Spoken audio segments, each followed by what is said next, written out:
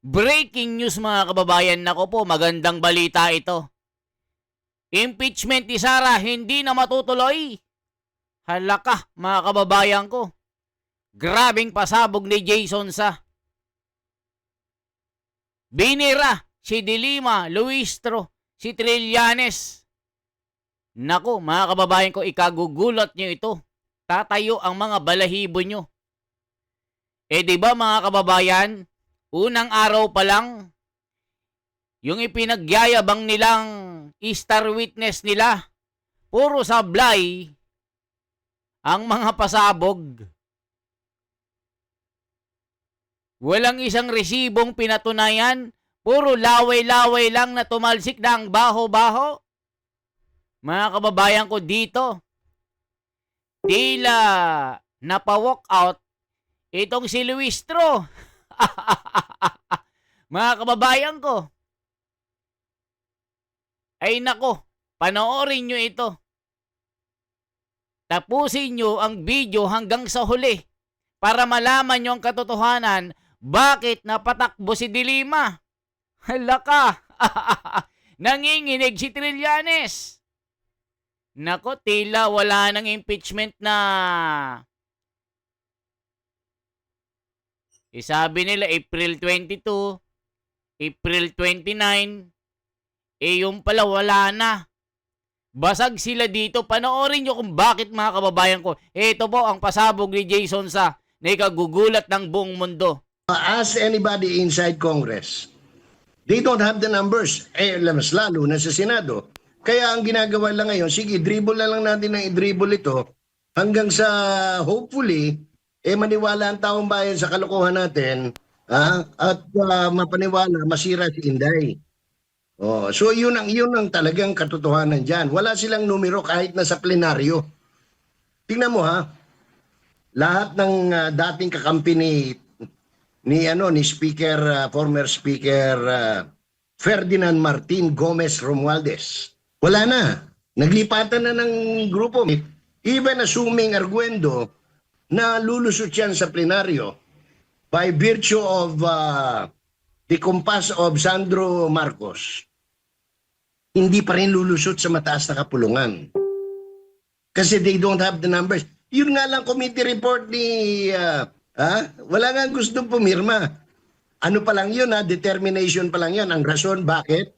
Sapagkat wala ayaw ibanggitin sa committee report ni Lacson sa Blue Ribbon yung mga mastermind. Kita nyo mga kababayan ko. Unang pasabog pa lang laglag na si Dilima dito sa si Luistro. Itong di ba mga kababayan ko? Nako. Totoo naman ang sinasabi ni Jason sa na isang political commentator na magaling, na talagang magaling bumira kahit sino, bangga giba-giba dito. Kay Ping Lacson sablay-sablay sinusuka nga ng mga senador ito. Ilan lang yung kumampi kay Ping Lacson na puro pusakal, na yun ang banat at birada ni Sal Panelo. Tinawag na pusakal yung grupo ng Bulagaan. Di ba mga kababayan ko? Ngayon, ituloy natin paano pinuksa, paano ginaba, paano tinira ni Jason sa ang mga pusakal. Ito po. Nagpapatuloy pong pagdinig ng Kamara hinggil nga po dito sa impeachment complaints laban kay Vice President Sara Duterte, at ilan nga po sa mga mambabatas ay pinapadalo nga itong BP Presidente sa ginagawa po nilang hearing. Kayo hubay pabor doon sa panawagan ng mga ilang kongresista? At talagang hindi hinto ng panawagan yung mga maleta beneficiaries. Gusto nila talagang mag-attend si Vice President Sara Duterte, kasi yun naman talagang pakay nila na pag umattend, ipapahiya nila ng gusto. Masyado ng bistado yung bulletin nila para hindi maintindihan ng pangalawang Pangulo yung kanilang anong tawag ito, masamang layunin. Pero sa tingin po ninyo, obligasyon ba ng Vice Presidente na dumalo o karapatan niyang hindi umiwas nga po dito sa ginagawang pagdinig? Alam mo, sabi na nga nila, mini trial. So kung mini trial yan, siyempre may mga legal strategies din yung, yung kanilang isinasakdal.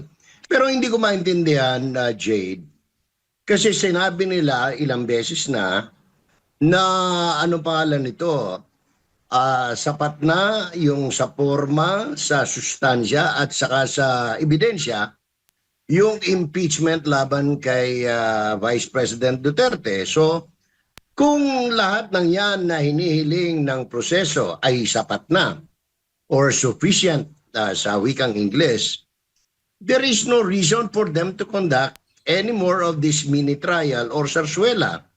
All they have to do is submit it to the plenary, follow. Alam niyo, totoo naman yan kung sinasabi nila na kompletos recados na ang mga resibo nila kay Sara Duterte, idiretso na nila dito sa Senado nang matapos na ito. Pero mga kababayan, ang mali ng mga maleta group, maleta gang, habang nag-iimbestiga sila sa hearing, doon pa lang sila namumulot ng resibo. Inamin na ni Benny Abante na santong kabayo, o disclaimer, yan po ang sinasabi ng mga kritisismo na binabanat kay Benny Abante, isang santong kabayo, nanalo dahil kay Garcia. So ngayon mga kababayan, siya na rin ang nagsabi na wala pa silang matibay na ebidensya laban kay Sara. Kaya dito, binibira sila ng taong bayan. Ito ay fishing expedition. Binira sila ng abogado ni Sara. So ngayon mga kababayan, anong ginagawa nila? Itong star witness nila, sablay. Di ba mga kawit, kung ano-ano ang mga sinasabi? Talagang, binira din ni Marcoleta ito, kinatay lang Kasi nga, walang kwenta. Binugbog lang ni Marcoleta ito, si Madriaga, kasi nga, napakasinungaling na tao. Yan ang sinasabi ni Marcoleta. Tuloy natin. Doing the process and the rules so that the plenary can act on the committee report of the Justice Committee, and as soon as the plenary shall have decided, if they decide to make basura, di basura siya. If they decide to submit it to the Senate for trial, then that is the trial, Jade. Opo, alam po ninyo, yung mga sinasabi po ng mga kritiko ng, pangalawang Pangulo na dahil sa kanyang patuloy na pag-iwas daw dito sa ginagawang hearing ng Kamara, ay tila ba umiiwas sa accountability? Kasi madalas ay nagpapalabas naman siya sa social media. Let me just correct that. Hindi, from the point of view of political science and law, hindi siya umiiwas. Katunayan, sinagot niya. Di ba? Sumagot siya sa pamamagitan ng kanyang mga abogado at yan ang tamang proseso. Ngayon, yung kanila talagang ginagawa nila yan. Propaganda yan. They will bombard the public with publicity that the Vice President is, anong tawag nito, umiiwas. Kasi gusto na talaga nilang ipahiya ang Vice Presidente. Wala naman sila ibang layunin Ngayon, tingnan mo, lahat sila para-pareho ang sinasabi. Pag tiningnan mo yung mga social media pages, biglang dumulusot sa iyong mga wall, mga sponsored pages na dati-dati wala naman, hindi naman dumarating sa wall mo, pero iisa ang tono. Ang tono ay umiiwas si Vice President, matitibay ang mga sinabi ni ako nga lang yung wall ko nilusob ng 675 troll. Isa ang tema, bigyan natin ng pagkakataon si Madriaga na iahayag ang kanyang mga ganito, tama naman yung mga ebidensya. So obvious, Jake. Opo. Pero speaking of Ramil Madriaga, siya ho ba'y nagsasabi ng katotohanan para po sa inyo? Alam mo, number one, no? Nakakatuwa, nakakabanas na nga eh. Kasi tingnan mo, iiyak siya, ang pinupunasan niya ay salamin. Nakakita ng tao, umiiyak, pinupunasan niya salamin. Pangalawa, ako sa tagal ko sa JUCRA, no? Sa Justice and Court Reporting, karamihan, siguro mga 95% ng mga witness na umiiyak sa loob ng korte, nagsisinungaling. No? You ask any judge, any litigation lawyer or court staff, they will tell you the same. No? Yan ang mga observations namin ever since. O, kita nyo mga kababayan, yung sign. Yung isang sign ng isang sinungaling, nag-iiyak-iyak para budulin niya yung mga tao, para sabihin yung pagkakry-cry niya, mga ganon, magkaroon siya ng kredibilidad. Pero ito ay sumablay, mga kababayan, na 99% ng mga sinungaling umiiyak. 'Di ba? Yan po sinasabi ni Jason Sa. Kaya itong si Madriaga na isang sinungaling, hindi rin pumasa sa panlasa, sa talino ni Senador Marcoleta. Bugbog sarado lang ito, mga kababayan ko. Kaya itong impeachment ni Sara, ibabasura lang ito sa kangkungan. Kaya itong si Trillanes de Lima, Luis Tro, humanda na kayo. The time of reckoning, ASAP as soon as possible, is coming to town. Mga kababayan ko, tuloy pa natin paano binasag ni Jason Sa ang mga Hestas Barabas.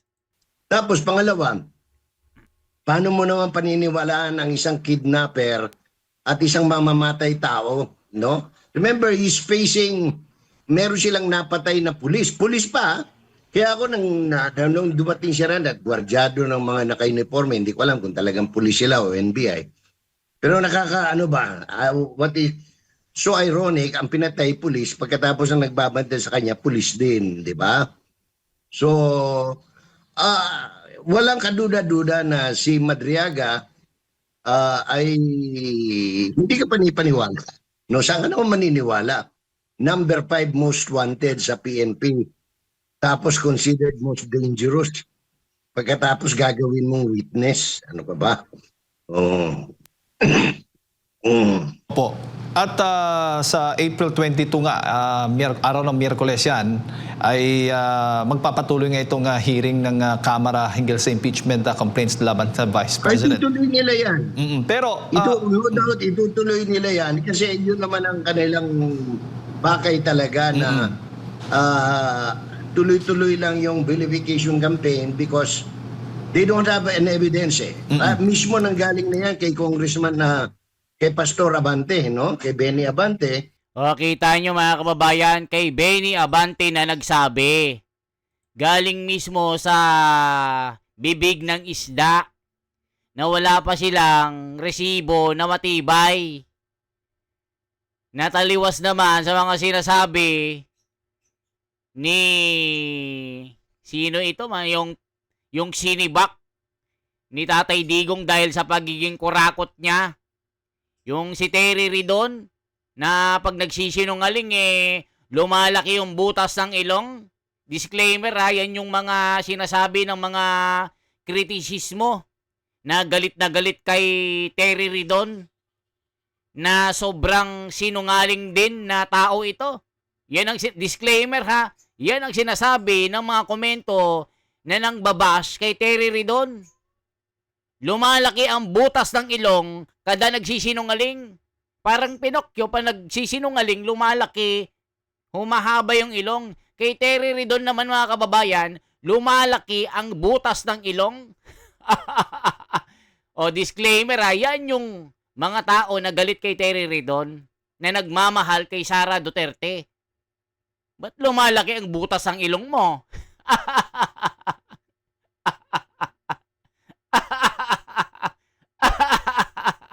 Tuloy natin. Na ang talagang pakay lang nila is makapamingwit ng ebidensya. Dahil Opo. wala nga silang ebidensya. O yeah, puro rehas yung kanilang, anong pangalan nito, yung kanilang complaint. At saan ka nakakita na ang mismong committee was supposed to be anong tawag nito, sila ang maghihimay kung may probable cause. Sila ang naghahanap ng ebidensya para dun sa complainant. Di ba? Dapat doon kasi pag nag-submit ka ng kaso, ordinarily, pag nag-submit ka ng complaint sa DOJ, sa prosecution, sa piskal, isasubmit mo lahat ng ebidensya para pag in-evaluate ng piskal yan, katulad ng Justice Committee, malalaman niya kung i-dismiss ba yan o isasampa sa korte. Ganun lang po yun kasimple. Huwag nating gawing bobo ang Pilipino sapagkat matalino ang Pilipino. No? Opo. So, ayan, nagsasabi na nga sila, wala sila ebidensya. O, kita nyo mga kababayan, yan po ang ating mga pasabog ngayon. Ano naman ang sinasabi ng mga tao? Why we Einstein, these three peoples, Madriaga, Trillanes, and De Lima, they are all polluted peoples, convicted criminals of the Philippines. They had been in prison, Trillanes of Cudita, De Lima of drugs, and Madriaga of kidnap for ransom. These peoples are toxic and dangerous in the Philippine communities. Where's the credibility of these people? Non-zero out order period. Grabing English naman ni kabayan. Ni Sinin Plasencia. Sinin Plasencia. Pinapangalanan ng taong bayan pero sila itong kawatan, malaking scammer, magnanakaw, na mga walang hiya, na puro katiwalaan ang nasa nito. Grabe mga kababayan ko, galit na galit ang taong bayan. Yan po ang ating mga pasabog. Anong masasabi niyo sa balitang ito? Na talagang may katotohanan talaga ang binitawang salita ni Jay Sonsa na magaling na political commentator at isang broadcaster na ang bumangga, giba-giba. Di ba si Jay Sonsa nakulong na rin ito? Kinasuhan ng kung ano-ano. Pero hanggang ngayon, lumalaban mga kababayan ko. Anong masasabi nyo? Na ang ginagawa nilang impeachment, ginagawa lang nila dahil gusto nilang mawala si Inday Sara. Gusto nilang walang kokontra sa kanilang gagawing pagnanakaw sa kaban ng bayan. Gusto nila sila ang maniig, yung evil interest ang manaig sa bansa, pero hindi papayag ang buong bayan, ang sambayanang Pilipino, ipaglalaban ang katwiran at ng karapatan ng mga kababayan natin na makita ang hustisya. Okay po? Ako si The Wonders Philippines. Isang matinding like, isang share at isang subscribe. Mabuhay po. At shout out kay Rendon 1 ng Oklan. Nabasa ko lang yan eh. Rendon 1 ng Oklan. Okay? Panoorin mo ito. Rendon 1 ng Oklan, New Zealand. At kay Ma'am, ano nga ba ito? Nakalimutan ko yung pangalan. Gasper Beltran ng Cebu. Kay Loret Whitey. At kay Ma'am Jackie Gamboa. Salamat po sa inyong lahat. At mga kababayan natin na tuloy-tuloy na sumusuporta sa ginagawa nating mga content. Mabuhay ang mga Pilipino. Salamat po.